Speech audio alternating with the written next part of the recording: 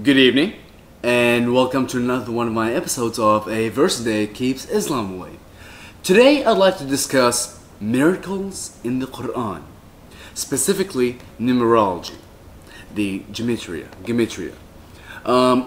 If you go online and do little searches for miracles of the Quran, you'll find oodles and tons and plethora of all these mysterious things that happen in the Quran, which just have to make you believe that Islam is the word of Allah, that the Quran is the word of Allah. So I'd like to go ahead and take a look at some of these miracles, or some of these miraculous numbers that just appear here and there, and see if we're all going to convert to Islam after this video. Alright, the webpage I'm going to show you right now is called miraclesofthequran.com. Some of the miracles that they're talking about is, for example, the statement 7 heavens is repeated 7 times. And you know what? I actually checked for 7 heavens, and yes, it is repeated 7 times. Cool. I want to go to this very last one because actually, this almost convinced me. It said that the word land appears 13 times in the Quran, and the word sea appears 32 times, giving a total of 45 references. Now, if you do the ratio, 13 out of 45 and 32 out of 45, giving you 28% versus 71%, and supposed to be that is the exact proportion of the land to sea here on Earth. Well, let's go ahead and look it up. The word land in Arabic is ard. So here we got ard, and let's see if ard actually exists 13 times like it's supposed to. Whoa! 446 times. So how did they even get 13 when we're actually even getting 446? So I'm sorry, land appears way more than 13 times. And at this point, I could care less how many times sea appears, but you know what? Let's just go ahead and look at it just for the heck of it. Bahar. And let's do a quick search for Bahar, because obviously the formula is not going to work anymore. But Bahar appears in 38 verses in the Quran. Close enough. 38, 32, that's closer than 13 versus 400 and something. You go ahead and look them up yourself and see if you're actually finding the exact numbers as they claim. I would like to look at the word yom, day. It is supposed to have been repeated 365 times in its singular form. So let's go ahead and look it up. So let's go ahead and count it and see how many times it exists here. I'll tell you what.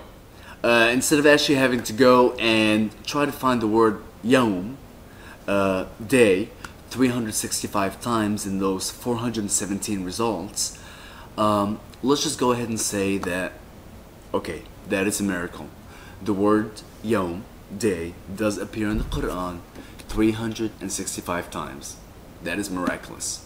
Let's move on. Wait a second. Did I say 365 times? I'm confused. I was under the impression that the Quran and Al-Sana al-Hijriya, the Hijri calendar, the Muslim calendar, is based upon a lunar system. So, the word day should actually appear 354.3 times. Let's just say 355 times. So how does it appear 365 times? Wait a second. Could it be a prediction for the Gregorian calendar that would later be invented about 400 or 500 years later? Who knows? So, shall we give them that one? Is it a miracle that the word day, which I'm not going to go through and count 365 instances of it in its singular form, exists 365 times when it actually should be 355 times. So, by my perspective, you lose. Now, the next thing I'd like to look at is the miraculous number 19. For some reason, the number 19 happens to be like the most miraculous number in the Quran. I'm really not sure why, but we'll speculate in a little bit. For example, the phrase Bismillah ar-Rahman ar-Rahim, in the name of God, the merciful, the beneficent, whatever the hell they translate it to, supposed to have 19 letters. Now, The Quran contains 114 surah, 114 chapters. 114 divided by 19 is a whole number. It is 6. So, hey, another miracle. You can divide the total number of surah by 19 and you get a whole number. That's a miracle.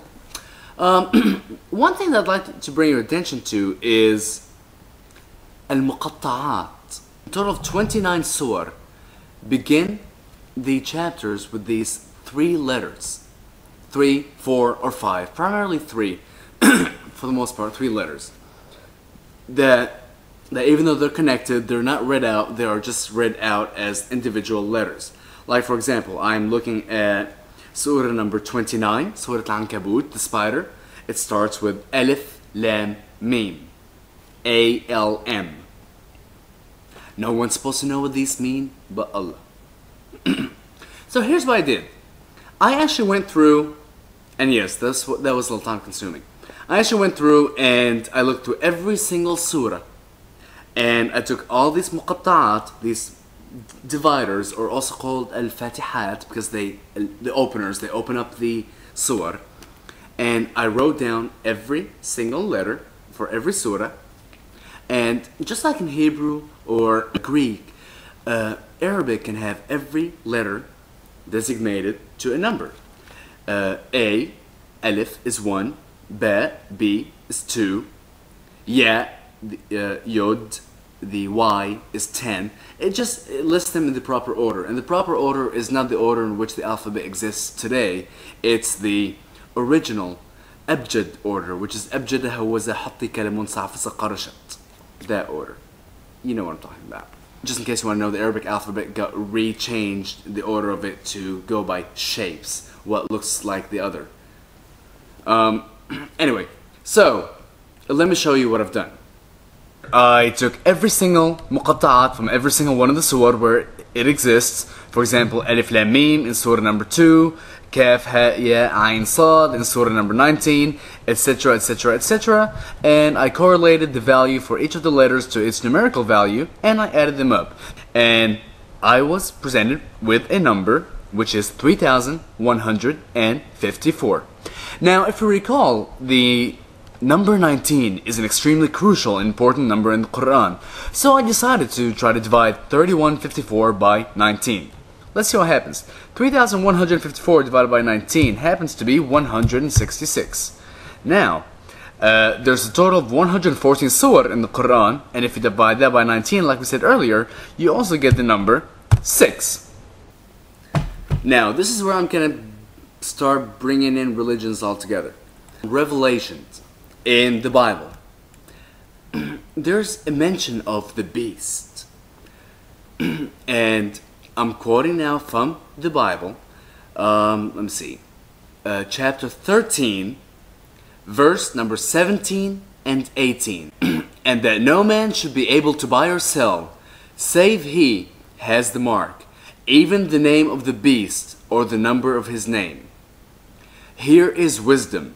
He that has understanding, let him count the number of the beast, for it is the number of a man, and his number is 666. So here we're talking about a single man, one, whose number is 666. Let's go back and take a look at what I found in the Quran. If you recall, there's 114 surah. Divide that by 19, you get the number 6. There's that value that I got by adding all the muqatta'at. 3,154 divided by 19 is 166. Let's put these numbers together. 166, that's 1, 6, 6, and then the total number of surah divided by 19 is another 6. So it's the name of one man and 666. That's what you get when you put these numbers together. There. So the name of the beast is that of a single man whose number is 666, and we've just proved that one single man has brought upon 666. Now, what's so special about 19? in Revelation chapter 13, verse 17, 18, and that's where it ends. 17 and 18. It is awaiting the 19th. It is awaiting, talking about the beast, it is foreshadowing the forecoming of 19. And this is where 19 comes in. That's all I have for today. You have a wonderful evening and be safe. Stay away from 19.